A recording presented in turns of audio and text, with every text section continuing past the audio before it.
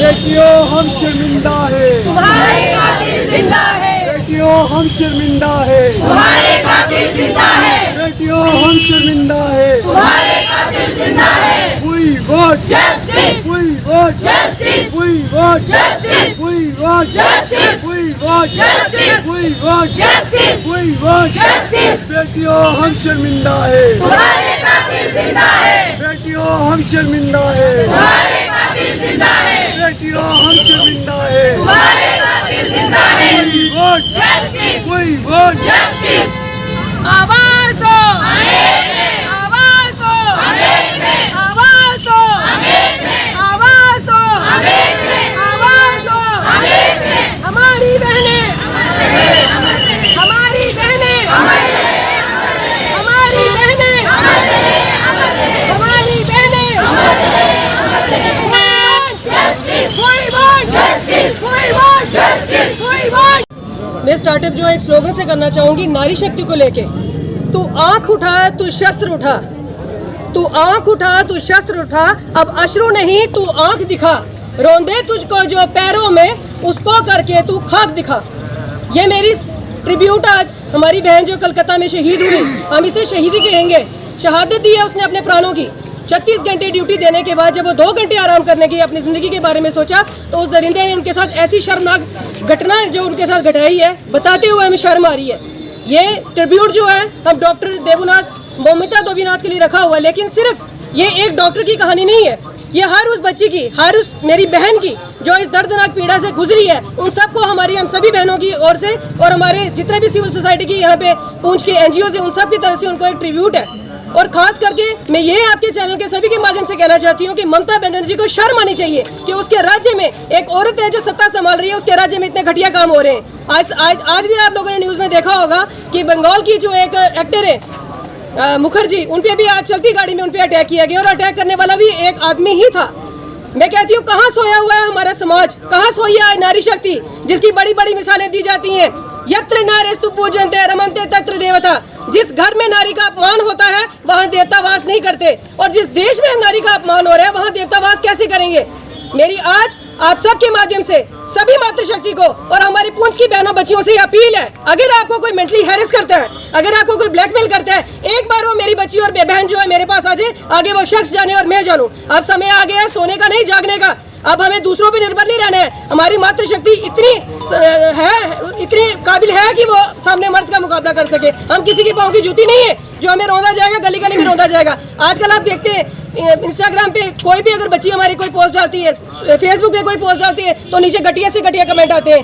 ये चीज़ आप लोगों के चैनल के माध्यम से मैं कहना चाहती हूँ, जितने भी लड़के हैं, जितना भी यूथ है या जितना भी मर्द वर्ग जो है वो इस पे पोस्ट पे अगर गलत कमेंट करते हैं तो बी अलर्ट हो जाए, क्योंकि इतनी शर्म करो कि आपके घर में भी बहनें, आपके घर में भी माएँ, और जिनको जिंदगियां आज आप उजाड़ रहे हैं, उन्हीं की कोख से तुम लोगों ने जन्म लिया हुआ है, उन्हीं की कोख में बड़े होकर तुम लोग मर्द बने हो। जितनी भी नारी शक्ति हमारी है, सोए नहीं, डरने की जरूरत नहीं है। और हमारे खास करके हमारे इस पुंछ में यदि किसी के साथ ऐसा अत्याचार होता है तो वो मेरे पास आ सकता है, कोई भी उसका साथ दे ना दे, लेकिन मैं अपने प्राणों की आहुति दे के उसका साथ दूंगी, अपनी बहन के साथ दूंगी। इसमें कोई नेम और फेम कमाने की बात नहीं है। बहनें सबकी बराबर होती हैं, माएँ सबकी बराबर होती हैं, इसलिए अपनी नजरों को सुधारिए, क्योंकि आप सभी ने, कई लोगों ने अपनी नजरों पे ऐसे गंदे चश्मे लगाए हैं कि वो जिस रंग का चश्मा है उनको वैसे ही सामने वाली बहन, किसी की बहन और बेटी दिखती है। तो एक रिक्वेस्ट रहेगी कि सभी को अपनी बहनें मानो, सभी को अपनी माताएं मानो, क्योंकि कहीं ना कहीं आप लोग भी किसी के भाई और आप लोग भी किसी की बहनें हो। धन्यवाद।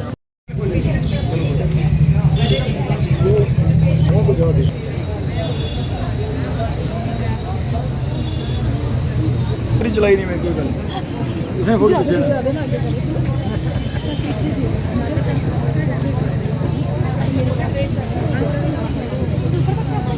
कॉलेज कलकत्ता में ये जो हादसा हुआ है, ये दिल दहलाने वाला हादसा, ना कि किसी पर्टिकुलरली एक जगह के लिए, ये पूरे हिंदुस्तान के लिए एक बहुत ही दुखद बात है कि एक महिला के साथ और एक जूनियर डॉक्टर के जो थी उसके साथ बुरी तरीके से जो है सेक्सुअल असॉल्ट किया गया और फिर उसका मर्डर किया गया। और ऐसे इससे पहले भी कई वाक़या जो हैं वो आप देख चुके हैं। निर्भया का भी एक मामला जो है जो सामने आया था, लेकिन हमारे समाज में आज भी ऐसी चीज़ों को जो है दबाने की कोशिश की जाती है। जैसे कि कोलकाता में इस रेप को दबाने की कोशिश की जा रही थी, लेकिन कुछ लोगों की तरफ से स्ट्रिक्ट एक्शन लिए जाने पर जो है कि ये मामला जो है खुल के सामने आ सका है। इस मामले पे जो है खुल के सुनवाई की जा रही है।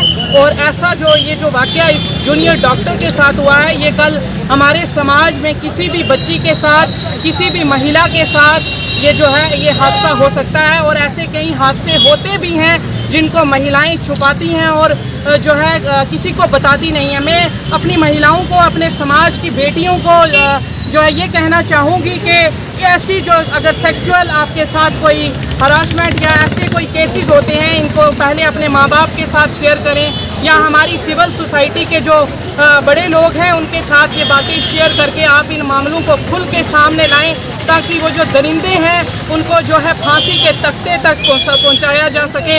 और ऐसी चीज़ों पे कतई पर्दा नहीं डालना चाहिए हमारे समाज की तरफ से और हमारी सिविल सोसाइटी की तरफ। और मुझे इस चीज़ का दुख है कि आज के इस ये जो रखा गया था, ये प्रोटेस्ट रखा गया था, इसमें हमारी सिविल सोसाइटी के जो सीनियर, जो अपने आप को सीनियर लोग समझते हैं, उनको इसमें शामिल होना चाहिए था, जो कहते हैं कि हम समाज के ठेकेदार हैं और हमने ठेका लेके रखा है समाज का।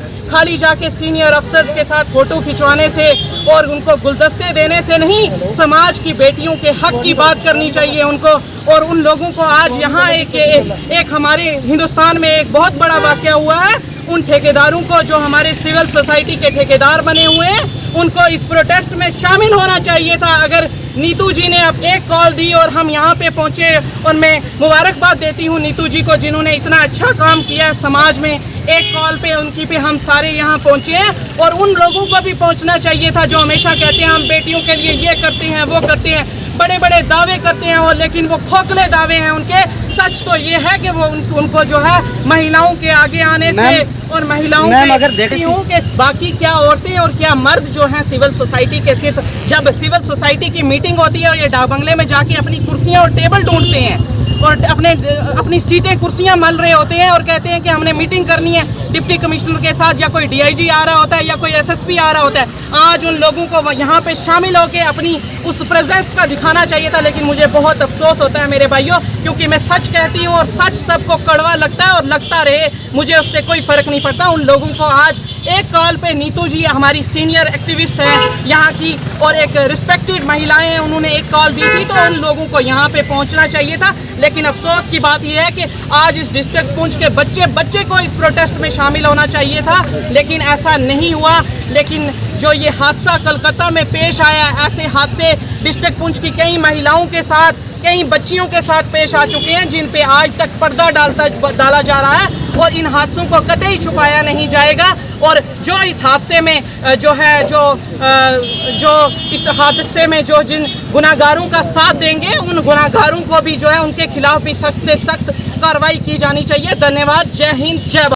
कि ये इस कैंडल मार्च, जो पीसफुल कैंडल मार्च आज हमारे स्टाफ ने, सिविल सोसाइटी ने हमारे साथ मिलके ये किया है। हम तो बस यही चाहते हैं कि जितना ही हीनियस क्राइम हुआ है उतनी ही ज़्यादा सज़ा अपराधियों को दी जाए। और इसके माध्यम से हम एक सिविल सोसाइटी में सिविल लोगों के लिए भी एक मैसेज देना चाहते हैं कि औरत की इज़्ज़त करिए।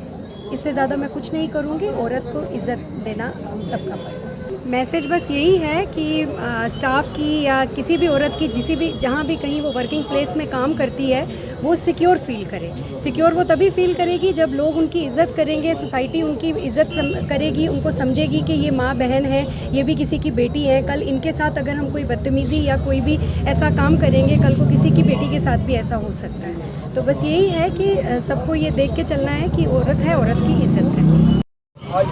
आज ये जो हमने कैंडल मार्च प्रोटेस्ट निकाला है, ये हमने एक कोलकाता इंसिडेंस जो हुआ है हमारी कलीग डॉक्टर के साथ, उसको कंडेम करते हैं। और सिविल सोसाइटी के साथ हम लोगों ने ये पीसफुल प्रोटेस्ट किया है। ये इतना हीनियस क्राइम है कि ये देखकर हम एज़ फीमेल डॉक्टर्स हमारा भी मोरल डाउन होता है। बिकॉज हम लोग भी नाइट ड्यूटीज़ में, अकेले नाइट शिफ्ट्स में रात 1 बजे बाकी लोगों को ये ऐसा काम करने से पहले 10 बार सोचना पड़े। तो हमारी यही अपील है कि गवर्नमेंट इसके लिए एक रोबस्ट लॉ बनाए जिससे क्रिमिनल्स को जल्द से जल्द पनिशमेंट दी जाए। गवर्नमेंट से यही अपील है कि यहाँ भी ऐसे स्ट्रिक्ट लॉज बनाए जाएं जिससे क्रिमिनल्स को ये क्राइम करने से पहले उन्हें सोचना पड़े कि आगे नेक्स्ट टाइम वो ऐसा हीनियस क्राइम ना कर सकें। स्टाफ ने, पैरामेडिकल स्टाफ, डॉक्टर्स ने मिलकर सिविल सोसाइटी के साथ ये कैंडल कंडोलेंस मार्च जो है ये निकाला है। ये सिर्फ मोमबत्तियाँ नहीं हैं, ये हमारे दिल की आग है, ये हमारी आत्मा का दर्द है। एक औरत के ना होने के नाते, एक डॉक्टर होने के नाते हमारी को बहुत अंदर से इस चीज़ का दर्द है जो हमारे एक फेलो डॉक्टर के साथ कलकत्ता में ये इंसिडेंट हुआ है। सिर्फ डॉक्टर की बात नहीं है या सिर्फ कलकत्ता के इंसिडेंट की बात नहीं है। आए दिन खबरों में आप भी पढ़ रहे हैं, हम भी पढ़ रहे हैं कि छोटी छोटी बच्चियों के साथ बलात्कार हो रहे हैं, औरतों के साथ वायलेंस हो रही है, असॉल्ट हो रहे हैं। कुछ देश का माहौल जो है वो बदलता सा जा रहा है। तो हमारी ये कैंडल मार्च के थ्रू रिक्वेस्ट है लोगों के साथ, सोसाइटी के साथ कि प्लीज़ औरतों की इज़्ज़त करें। हम बेटियां हैं, बहनें हैं, हम अपने घरों से बाहर आती हैं ड्यूटी करने के लिए, चाहे वो स्कूल में हो, हॉस्पिटल में हो, ऑफिस में हो, हम सोसाइटी के लिए सर्व करने के लिए बाहर आते हैं। तो ऐसी कंडीशंस में जहाँ हमें अपनी ही सिक्योरिटी का खतरा महसूस होगा तो हम अपनी ड्यूटी जो है वो कैसे कर सकते हैं। स्पेशली एज अ डॉक्टर मैं कहना चाहूँगी कि रात में कभी 12 बजे, सुबह के 3 बजे हमें एमरजेंसी में पेशेंट की कॉल अटेंड करने के लिए भी जाना पड़ता है।